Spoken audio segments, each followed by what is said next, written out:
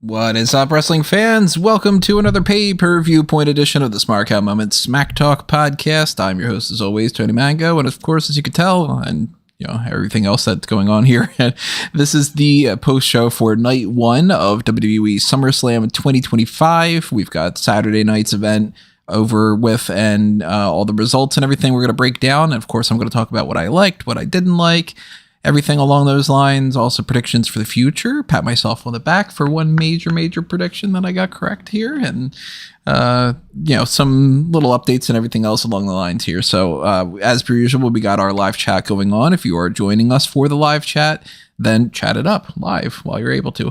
And take advantage of the super chats as well. If we get 5 of those over the course of the next however long it is on the podcast, then we will do some kind of a bonus episode. And it's going to be up to you about what that episode is. If you want to do some kind of a mock draft thing or a superstar scores or fan announce table or something, whatever it might be, you leave your suggestions. If you donate, you get to leave a suggestion. That's how it kind of works. So we will, of course, be going along throughout the entire show and talking about everything. But at any point, whether we're talking about it or not, chat it up. If you're listening to this after the fact as well, leave a comment below. Or if you're listening to the audio only versions of it, then you should hop on over to YouTube and join us on those things. But whatever case it is, as long as you let your voice be known, then I appreciate that quite a bit. Really quickly, going to throw some plugs out of the way just to get that stuff out before I forget about them. Discord is a great place for you to chat it up at any point in time, whether it is live during a post show or live during a pay-per-view, during Raw, SmackDown, NXT, AEW, whatever it might be, or if it's just, Tuesday morning, or if it's Saturday afternoon or whatever it might be. So if you are at all interested in being on Discord, go ahead and join our server on that front and have some fun over there with everybody else. Make sure that if you do want to help us out on the monetary or non-monetary side of things, if you're on YouTube, click the like button, subscribe, ring that notification bell. If you do want to buy some merchandise, Redbubble and TeePublic is where you can pick up some t-shirts or hats or stickers or magnets or whatever it might be. There's a lot of different options. You can slap some different designs on there for Smark Out Moment, A Mango Tees, and Fanboys Anonymous. If you don't know what those are, let me know and I'll drop a comment or something below. Keep in mind, too, that if you want to hit up the Patreon or the thanks button or whatever it might be, or even the YouTube channel membership, those are all great ways to help us keep the lights on here, help me stay motivated, help me continue to be able to do this instead of having to do other things. And, of course, whether it's $1 a month, $5, $10, whatever it might be, it's all super appreciated. $10 a month and up gives you the Darkcast tier. Pick Your Poison is something where you can do even more, so keep that stuff in mind. And I'm going to double check the chat a little bit. We got Josh. What's up, Josh? We got Ted. We got Peter. We got Lee. Everybody chat it up. Thank you for joining us and everything. And we're going to start breaking all this stuff down. We shouldn't start with the first chunk of the show because, of course, the first chunk of the show is the pre-show. And 3 hours worth of the pre-show, once again, completely unnecessary. It's just clearly, and I mean, it's not that this is a big revelation. Somehow, in some fashion, these brands are paying WWE enough to justify just having commercials for 3 hours long. And it goes on throughout the whole rest of the night, too. I'm considering, and I don't know if I don't know how I would do this, and I don't know if it's worth even doing it one time. It could be one of those things that it could be kind of fun to do in a weird way, but I'm considering, maybe not for tomorrow, maybe for another pay-per-view though, having a tally of all of the advertisements throughout the show and writing down quite literally, like as if it's a results breakdown of like Michael Cole just plugged Minute Maid, Wade Barrett just plugged Twisted Tea, and then right after that they ran an ad for a video game. Then they did 3 trailers for something else and whatever, and just do that bombarding throughout the night. It's incredibly frustrating and annoying. And as I've said a million times, I'll continue to say in the future and all that, I would much rather a 3-hour show be the 3-hour show, and that's what I want to watch, than to watch a 7-hour show and to have 60 to 75% of that be ads and meandering BS and all. The funny thing that comes along with that, I don't remember at what time I put this prediction out there. I forget exactly when I first said it, but I know that at one point I had said to my wife, I was like, okay, well, the matches aren't going to start until whenever. And I said, I don't think that the bell's going to ring until 6:22. And it ended up being 6:22 that the first match actually started. I'm double checking the chat right now. Ted hitting up a lot. Let me just double check to see what's going on here. Hi from Greece. Thank you for joining us, Ted, from all the way from Greece. I only got the Jay Cargill match wrong. One out of the whole rest of the card. Not bad, Peter. Shula Fala, highlight of the night. That's something that's lost on me in a reference there. How to punk Pete Gunther. We'll get into that. It's super chat, but I can't from here. Try to figure something out on one way or another. I missed pre-show, had a few call outs at work, had to cover. You didn't miss anything at all, Peter. Not at all. Not a single element of anything. It's just recap stuff and, whatever. Callum and Rob are busy doing other stuff right now. Rob is doing the post-show coverage. Callum probably didn't even watch the show, so they're not joining me on this episode, I don't think. Unfortunately, it's always good when we can get those guys in. But so the first match of the night was the Roman Reigns and Jay Uso against Bron Breakker and Bronson Reed match. And the way that I can sum up most of these is the way that I can usually sum up most of them. It's a pretty good match overall. It's nothing super particularly spectacular, but the downside to it is it seems that Bron Breakker got injured at some point. I don't know exactly what it was that did him in. I think it was probably one of the spots towards the end with the commentary tables involved and everything like that. But I haven't been able to really pinpoint anything. I haven't seen any reports that said specifically this is the move that would have done it or something. But he was limping to the back, and then, spoiler alert, later on they show him and his leg was taped up. I don't know if it's a foot problem, a toe problem, ankle. More than likely it tends to be ankle related more than a broken pinky toe or some of the other potential things that you can get on there.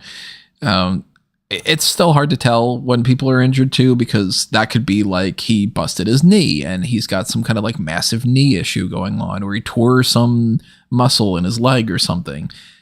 Or it could be that he just kind of tweaked his ankle and he's going to be fine in a week or something. It's really hard to tell because they can sell very well and they can, they're tough, so they can tough it out. Whereas somebody like me, I get a foot cramp and I'm like, oh my God, it's the worst thing ever. You might as well just give me a gun and shoot me, But, hopefully he's not going to be too bad. The last thing that I had checked, there wasn't anything. Let me just double check some problem with that. I got an issue with the EW1 post real quick. Sorry about this, everybody. All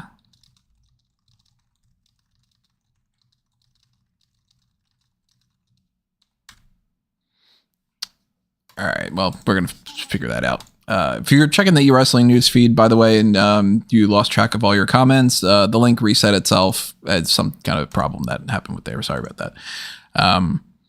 I was, I was looking at this match thinking that it was probably going to be basically the sort of match that it was. I figured Jey Uso and Roman Reigns would win. We got to a point where they won. It's there wasn't anything on the line for this. There wasn't anything going on that really steered that one direction or another, other than, hey, Roman Reigns is on the card, so that's positive, that kind of thing.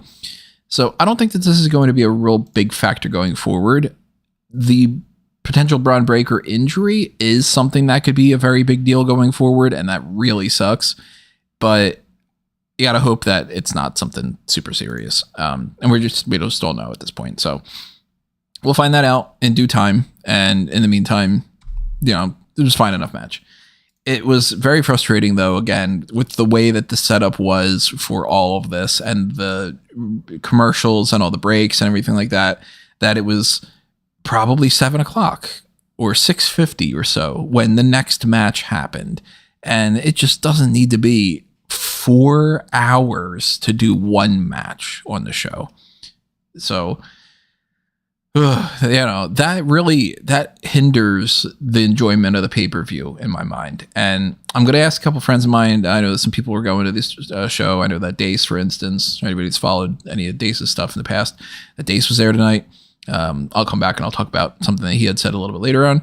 But the pacing of this is just, it's infuriating. So by the time we got to the second match, which was the women's tag team titles, I've been sick and tired of watching 4 hours worth of nothing for the most part. And, when it comes to the matches themselves and stuff, you boil them down and you strip out all the extra commercials and all that stuff. It's not a bad pay-per-view. Overall, it was pretty good. The matches were solid and there wasn't really a bad match on the bunch.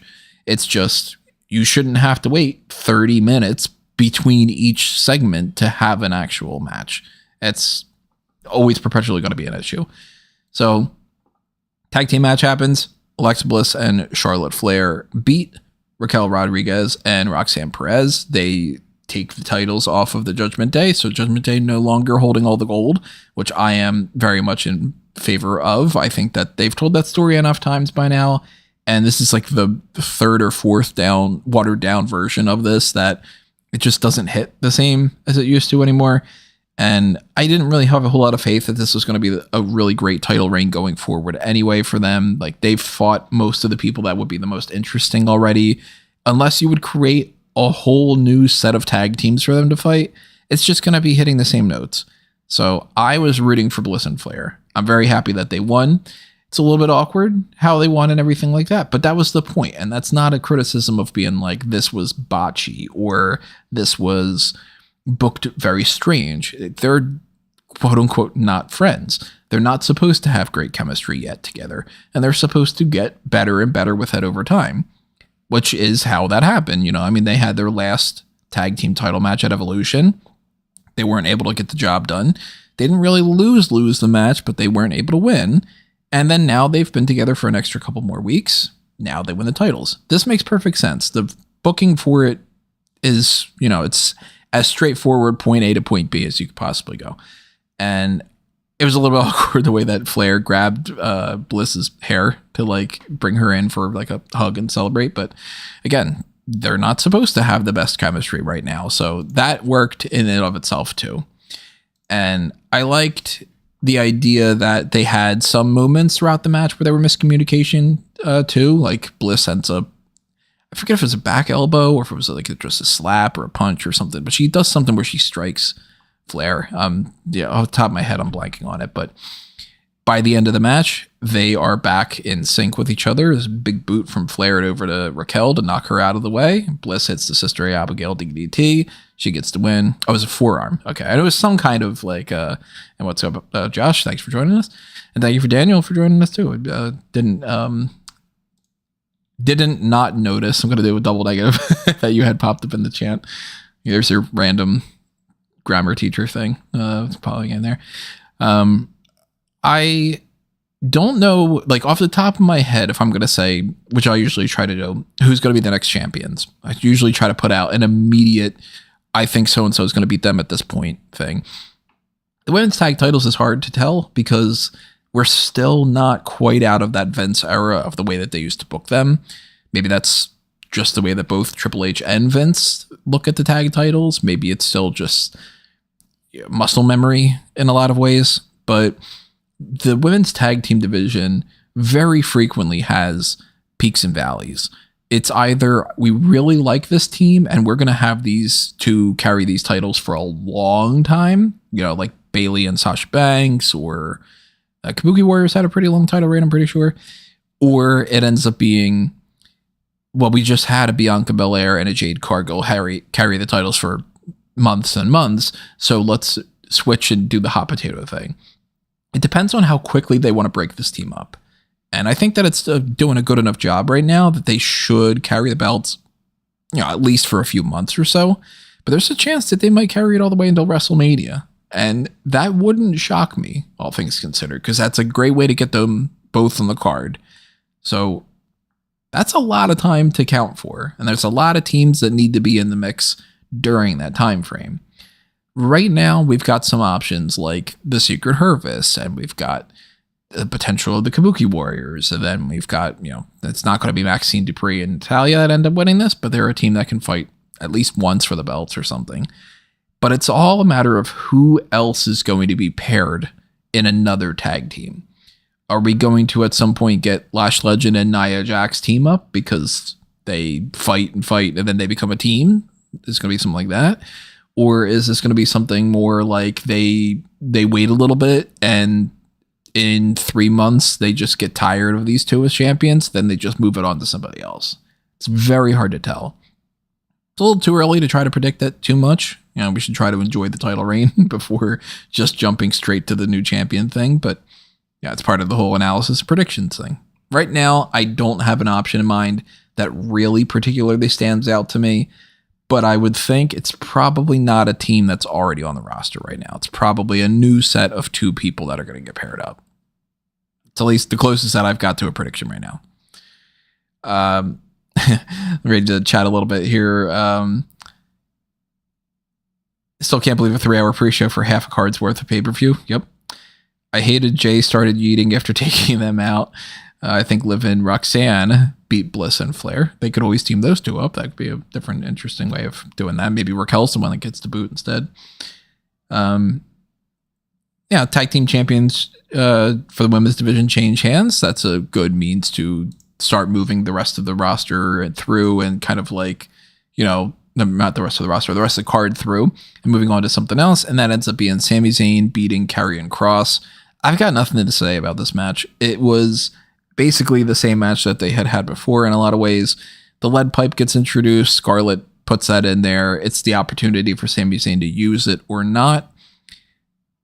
He didn't. He still won the match anyway.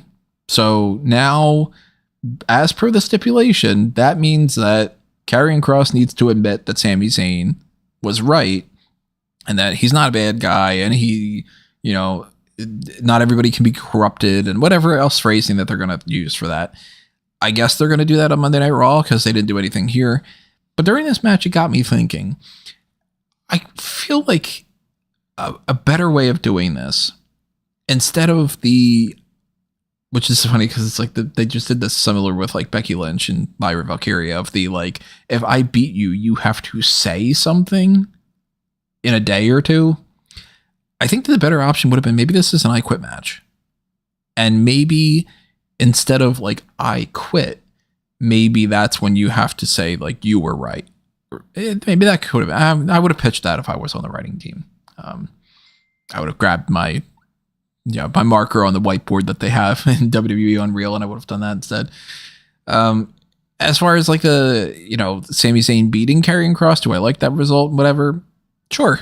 Yeah, it's fine. It's probably the option that I would have gone with because without knowing, of course, if Karrion Kross is going to retain his contract and kind of, stay with the company or if he's going to be leaving soon. I kind of have a feeling that he's going to be leaving, but then again, I am not backstage. I don't know what's going on. So I'm talking completely out of my ass there as far as a prediction is concerned. I feel like if he hasn't re-signed yet, of course you go Sami Zayn. If he has re-signed, you maybe go Sami Zayn anyway. And it might be interesting to just see what happens if you can go with a babyface Karrion Kross. We haven't seen that yet. And if he re-signs, I would be curious to see what happens with a babyface Kross. That's where they should go, at least from here. If it ends up being just Sami Zayn proved him wrong, and then Karrion Kross is done, and, they don't come to any kind of an agreement with like a new contract, he just leaves the company, then that's about as fitting of an end for Sami Zayn to be the guy that kind of proves him wrong and stuff too. So I think it was the right call. The match itself, it's fine. It's normal. It's run-of-the-mill type stuff. It's nothing super special. After that was, of course, a million other things that are happening on the web. Website. I'm looking at my website thing here. On the promotional side of things, of course, you have to have a lot more. I don't remember if this was when they had like the people were eating pizza backstage or something thing, but they did that all throughout the night. So whatever. After that was Tiffany Stratton versus Jade Cargill. And I still don't quite get what they were going for here. They just wrestled a match and Tiffany Stratton won. And not everything has to have like a deep seated story or a huge rivalry or a big twist or anything along those lines. It is technically not supposed to, when it comes to like, if you're, kayfabe versus shoot, we go and we watch pro wrestling because we want to watch the stories. We want to watch, like right now on the post show,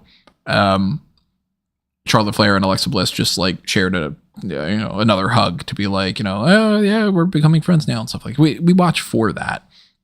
But if you're supposed to buy into this being a real company, it shouldn't have people attacking other people in the backstage area with a lead pipe. It shouldn't have people doing any kind of like, you stole my husband and like, like any of that kind of garbage. It should just be person fights person. Eventually you get enough title opportunities, or you when it get enough wins that you get a title opportunity. Eventually you either beat the champion or the champion beats you. That's really what it should be, because that's what sports are. I find sports boring. I don't watch any of them outside of sports entertainment, and the entertainment aspect is what I like. So it's when you start getting into like, okay, you didn't have a story for this one. It's just Jade won Queen of the Ring, so she gets to fight champion. Champion is Tiffany Stratton. They fight. Stratton retains. There's nothing there for me to sink my teeth into. There was no heel turn. There was no stipulation to this. I don't feel like Jade gained anything out of this. I don't feel like Tiffany is getting any better. Like that this is going to be like, well, she beat Tiffany Stratton beat Jade Cargill, so that means something. She just retained her title. That's it. So I don't know what they even say about this. I'm curious why they booked Jade Cargill versus Tiffany Stratton, why they didn't do anything else in the meantime, and why this is just a match. I don't know. Sure, why not? If Jade would have kept the would have won the championship, I don't know who she would have necessarily feuded with out of the gate. Tiffany Stratton still being champion, I don't know who she feuds with either, and I'm bored with her title reign. I don't think it's been particularly all that great. She feuded with two people so far, Charlotte Flair and Nia Jax, and just Nia Jax over and over and over again. We need, whether it's a draft or a superstar shakeup or trades or whatever like that, I think that we need to get some switches between the rosters. And I was thinking that Tiffany Stratton would be able to go over to Raw, and that would kind of freshen up the things a little bit. Now that she's the champion, though, I don't know if I really fully see. We'll see what happens tomorrow, but I don't know if I really fully see Naomi holding that title and going over to SmackDown back again and swapping Tiffany Stratton and doing that whole thing. I don't know. I guess we'll see, but I can't say it was my favorite match of the night. Can't say it's my favorite outcome of the night. If it would have gone the other way around, I don't think I would necessarily be able to say that either. So this was just, it's just weird for me. So it was what it was. Tiffany Stratton retains. They had a fine enough match. And then the second to last match of the night was yeah, we did that. And then, wait, was there anything else after that? No, I don't think there was anything else backstage things or something like that. No. Randy Orton and Jelly Roll were next up against Drew McIntyre and Logan Paul, a group that does not seem like they would mesh well together, but they had a fun segment. Admittedly, again, it's not like I was expecting Jelly Roll to go out there and put on a 5-star classic or something, but he did a better job than I was expecting in some ways, so kudos to him. And then they took me by surprise a little bit, I have to admit. Starting the match with Jelly Roll was not what I was anticipating. Usually this has a typical rhythm. It's usually, the non-celebrity starts off, and then they have back and forth here and there. They start to get beaten down. They get the hot tag. You get to do your 5 moves that you've trained to do, and then you get beaten down again. Your other actual wrestler comes back in, hits their finishers or whatever. Celebrity gets to do some kind of extra move, and then we get the pinfall or whatever. So Jelly Roll was more involved in this than I thought that he was going to be. And he gets taken out of the match at one point, comes back in, gets a little hero moment there. He actually takes the pinfall too. And that is the right decision. I think definitively that's the right decision. People can be happy to see the celebrity. You know, are we still live on here? Now I just got YouTube trashed on me. Let me make sure that is still going. If it's not, then we have a little bit of issue, but okay, I think that we're back. I'm gonna okay, I got some confirmation from Josh. Yeah, I have some weird internet issues, I guess, going on right now. Sorry about that already. So I think that, you can get fans to be interested in seeing Jelly Roll do something or whatever. And you already got that. You already got people tuning in. You already have them buying their tickets, whatever. And he gets to do the stuff in his match that he's got going on. Doesn't mean that he needs to win the match. And celebrities shouldn't be beating these wrestlers because realistically, a guy like Drew McIntyre should not lose a fight to a guy like Jelly Roll. And Logan Paul, same thing. Logan Paul is still in that celebrity territory, but the guy's proven that he's not just a celebrity. He's wrestled enough matches that he should be in a higher league than that. So I think that this was definitely the right call. Randy Orton didn't need to take a pin when Jelly Roll was right there. Jelly Roll, you can say that you want to go out there and you want to win a match and you want to check off a childhood dream and stuff. It's fine to lose a match too in professional wrestling. He doesn't have to worry about a win-loss record. You know what I mean? So I think this was definitely the right call. It was actually a pretty good segment overall. I still don't quite understand why these people were teamed up, other than just, we want to do something with these guys, so let's put the puzzle pieces together. But I'm positive that if somebody were to say to me, let's try to figure out something for Jelly Roll, the first thing I wouldn't think of would be, why don't we pair him with Orton and have them fight Drew McIntyre and Logan Paul? That wouldn't have been the first thing that came out of my brain. So, thumbs up overall. And I think that they made the right decision. They will continue this feud going forward a little bit. Drew McIntyre and Randy Orton will probably have something else at Clash in Paris, maybe some kind of a gimmick match or something. And if you want to get Logan Paul back involved, if you want to get Jelly Roll back involved, they did a good enough job here that I'm down for it. So, more commercials, more BSing, that kind of stuff. I'm just looking to see right now. Braun Breaker has one of his knee pads up and one of them down. The one that was potentially injured is down. So, I don't know. He doesn't seem to be taped up anymore. That could be a good thing. Hope so. So our main event, CM Punk versus Gunther for the World Heavyweight Championship. I had pre-written out a couple things because I was like, I'm still thinking that my fantasy league team is going to be okay. And I still think that Seth Rollins is going to come out and whatever. They had a good match. They worked actually pretty well together. Punk is fighting from underneath, of course, because he's a smaller guy and he is older, and Gunther is the champion. So it makes more sense for him to be more dominant in the match. And as much as he does everything as his usual repertoire, chops and power bombs and sharpshooter and sleepers and all that, it's still not enough to put Punk down. Punk is able to actually score the win with back-to-back GTS. He gets the knee to the face twice in a row. Beats Gunther clean. No shenanigans. And CM Punk is your new world champ. He's not, because Seth Rollins comes out. And that's the right way to do, I think, something like this. Technically speaking, Punk does hold the championship for, a minute or 5 minutes, whatever it might end up being. So he gets another little boost to his record for his Hall of Fame speech eventually in the future. He gets to have that moment and have it taken away from him too, to tell that proper storyline for that. There's great means to rub that in even more, I think, than having Rollins come out and cash in during the match, because then that also kind of involves Gunther. And I don't think that Seth Rollins and Gunther should be having a match together. I think that having Punk beat Gunther allows Gunther to just take some time off. And then when they do a trade or a draft or whatever it might end up being, Gunther definitely should go over to SmackDown and just move on.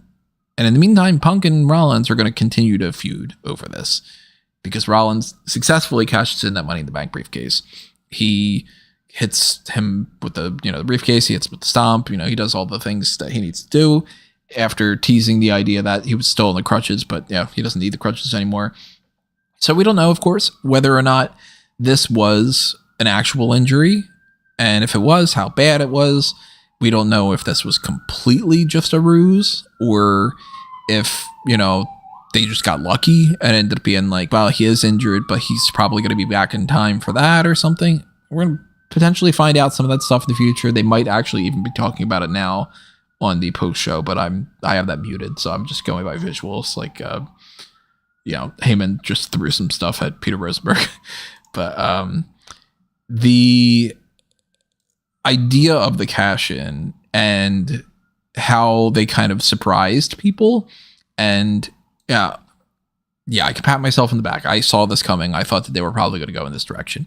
Most people didn't. And I would be lying if I said that there wasn't some doubt when I was talking about this. Like, I kept thinking, I think that that's where they're going to go, but there's a good chance that they don't. Maybe I'm just blowing smoke up my own ass here. And I like that they did this. I like how they did it. I think that that's the right call for everybody kind of involved. Like, Gunther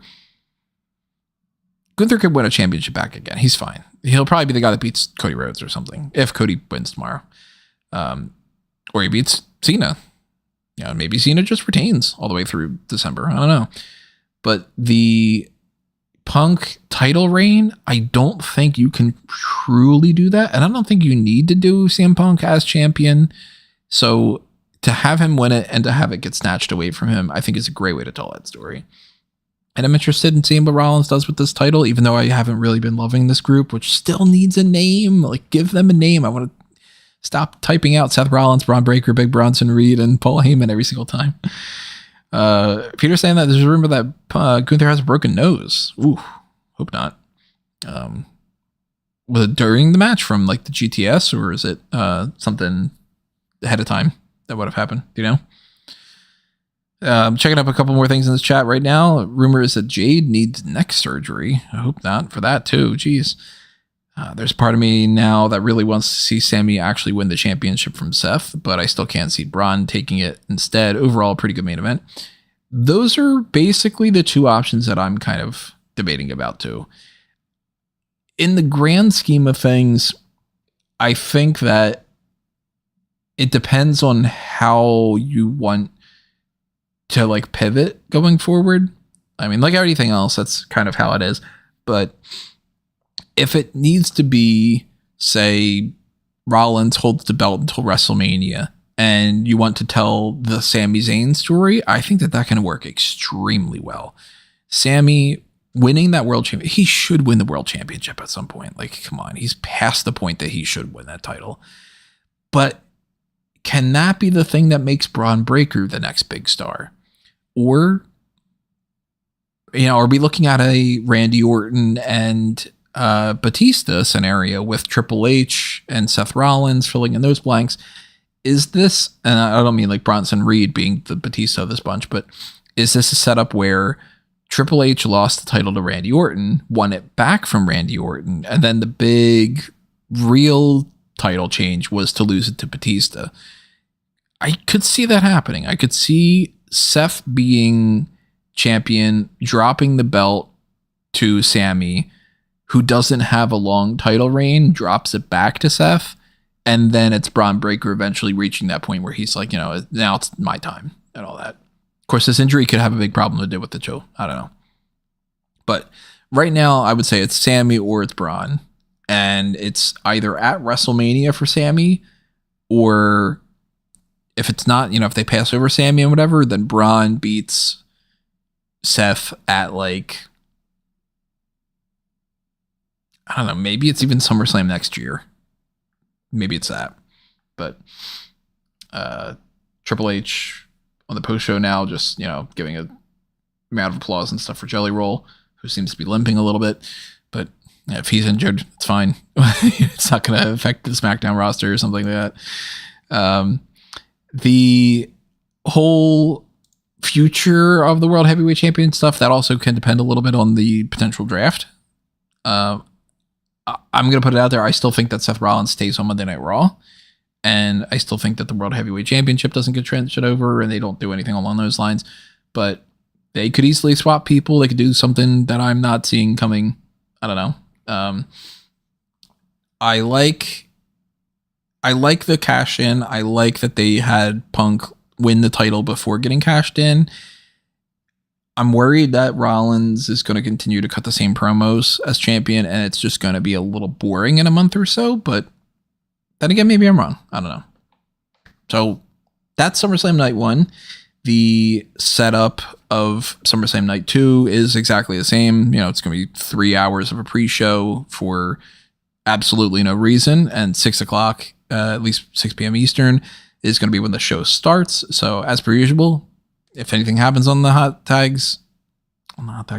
on the pre-show, as soon as I started to say that, I was like, that's not the right thing. Anything happens on the pre-show, then I will let you know. And throughout the night, live coverage on EWN, on Ring Report, on SmarkOutMoment.com.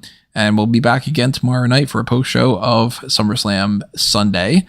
And in the meantime, remember, everybody, if you want to show your support, all the Marketplace stuff that's out there, the thanks button, super chats, patreon.com/SmarkOutMoment, YouTube channel membership, Redbubble and TeePublic merchandise shops and all that.